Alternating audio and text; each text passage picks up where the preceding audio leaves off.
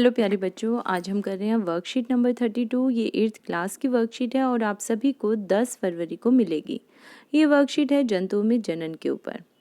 आज हम जंतुओं में कायांतरण के बारे में जानेंगे। अब क्या होता है ये कायांतरण वर्ड, अब देखते हैं। हम सभी जानते हैं कि मानव, शेर, कुत्ते जैसे सभी जीवों की संतान जन्म के समय अपने माता पिता से मिलती है ना। शेर का बच्चा आप पहचान लोगे तभी, हाँ ये शेर का बच्चा है। ऐसे कुत्ते के बच्चे को भी देख के आप फटाफट, हाँ ये कुत्ते का बच्चा है या पप्पी से आप फटाफट बोल देते हो। लेकिन क्या आप जानते हैं कुछ ऐसे जीव भी हैं बेटा जिनकी संतान जन्म के समय अपने माता पिता से नहीं मिलती, बिल्कुल अलग होती है। क्या आप उन जंतुओं के नाम बता सकते हैं?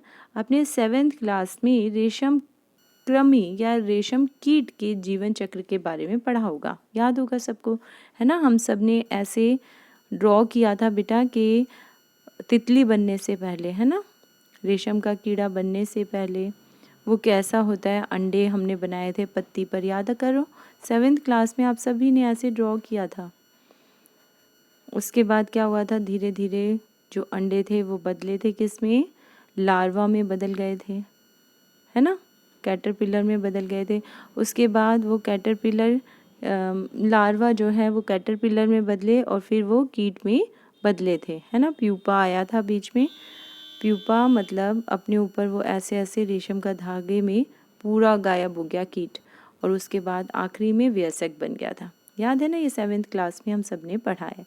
अब हम देखते हैं कि रेशम के कीड़े या कैटरपिलर या प्यूपा ये वयस्क कीट से बिल्कुल अलग दिख रहे थे ना।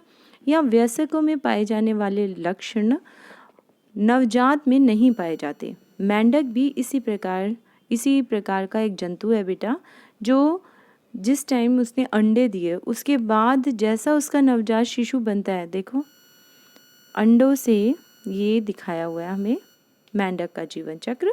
इसमें मेंढक है, मेंढक से पैदा हुए बेटा अंडे, ठीक है। मेंढक ने अंडे दिए, उस अंडे से क्या बना बेटा, टैडपोल बना। टैडपोल देखो मछली जैसा दिखाई दे रहा है, कहीं से भी वो मेंढक जैसा नहीं दिख रहा। अभी भी वो मछली जैसा ही लग रहा है, लेकिन है वो क्या, मेंढक का बच्चा, है ना, मेंढक की संतान है वो, लेकिन वो बिल्कुल अलग है। और आखिरी में जब वो पूरा तैयार हो जाता है, पूरा विकसित हो जाता है, तो मेंढक बन जाता है। देखा आपने, तो मेंढक का जीवन चक्र है ये। इसमें अंडा है, टैडपोल है, टैडपोल के बाद पहला आरंभिक टैडपोल, फिर बाद का टैडपोल, और आखिरी में बन गया वयस्क मतलब मेंढक। तो वयस्क मेंढक है ना, मेंढक से अंडे, अंडे से लार्वा और दोबारा से वयस्क। इस तरह ये एक जीवन चक्र चल रहा है, ठीक है। इसके ये जीवन चक्र के अलग अलग चरण हैं।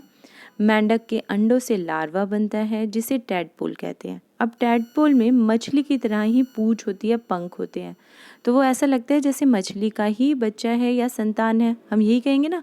वह मछलियों की तरह पानी में तैरने में भी सक्षम होता है।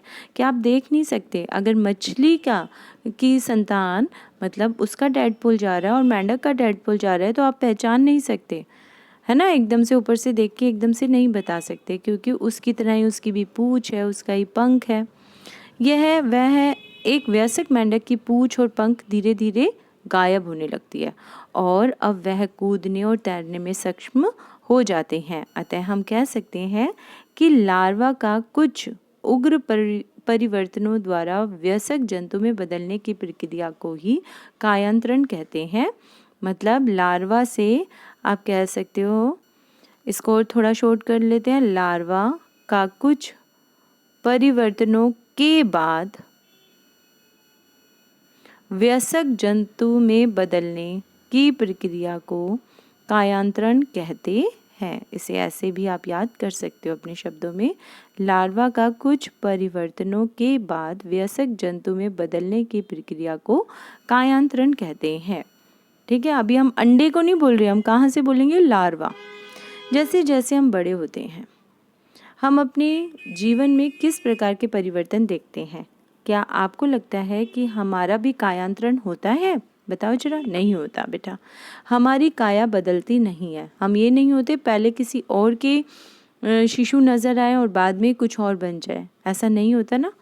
निश्चित रूप से नहीं होता, क्योंकि मनुष्य में जन्म के समय से ही नवजात शिशु में वयस्क के समान ही शारीरिक अंग लक्षण मौजूद होते हैं, है ना। हमारे अंग हमारे माता पिता की तरह हैं, हाथ पाँव उंगलियां नाक मुंह सब कुछ वैसा ही है ना, बस ये थोड़े छोटे छोटे हैं।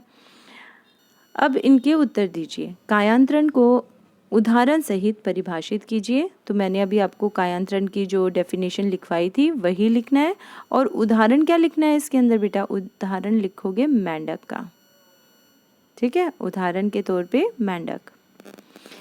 रेशम के कीड़े के जीवन चक्र की संक्षेप में व्याख्या कीजिए। तो रेशम का कीड़ा संक्षेप में व्याख्या करनी है ना, तो आप यहाँ से ले लो, रेशम के कीड़े का जीवन चक्र ये ले लो, ठीक है। और मैंने अभी आपको चित्र भी बना के दिखाया था, वैसा ही चित्र आप बना दीजिएगा। क्या करोगे, पहले एक वयस्क दिखाओगे। यहाँ चित्र बनाने के लिए पहले ऐसे तितली सी नजर आएगी बेटा, ठीक। उसके बाद तितली ने दिए, ये तितली नहीं है, रेशम का कीड़ा है ना, और उसने फिर अंडे दिए, किसके ऊपर, एक पत्ती के ऊपर ऐसे अंडे हमने दिखा दिए, ठीक है। ये अंडे, बहुत सारे अंडे उसने दे दिए। फिर यहाँ से एरो निकालते हुए हम दिखाएंगे, अंडों से क्या निकला बेटा, कैटरपिलर निकला। कैटरपिलर ने फिर प्यूपा में बदल गया, वो लार्वा बना, ये लार्वा है, सॉरी लार्वा, और फिर बना ये प्यूपा। प्यूपा कैसे होता है, एक अपने ऊपर ये कवर सा बना लेता है, यहाँ वो लगातार पत्ती को खा रहा था, है ना, और उसके बाद ये बन जाता है कीट। अभी मैं आपको चित्र भी इसका दिखा दूंगी बेटा। इसके बाद है मेंढक के जीवन चक्र को चित्र सहित समझाइए। तो चित्र भी बनाना है और फिर समझाना है।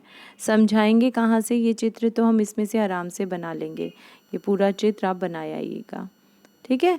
अब समझाने के लिए हमें यहाँ जाना पड़ेगा, ठीक है।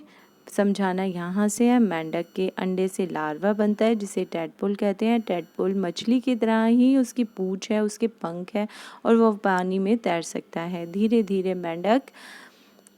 धीरे टैडपोल जो है वो मेंढक में बदलने लगता है और उसकी पूंछ और पंख गायब हो जाते हैं। अब वो कूद भी सकता है और तैर भी सकता है, ठीक है। बस यही इसके अंदर लिखना है।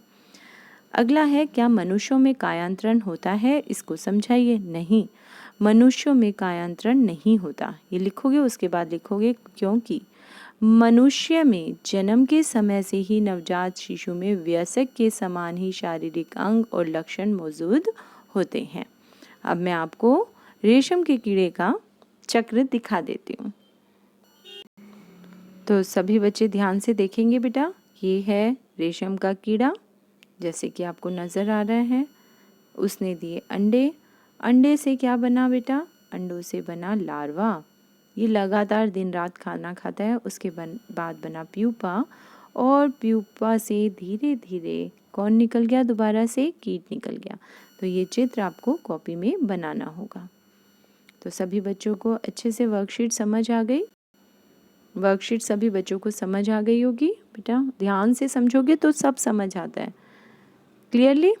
अब आप जल्दी से क्वेश्चन आंसर कीजिए और अपनी मैम को दिखा दीजिए। थैंक यू बच्चों।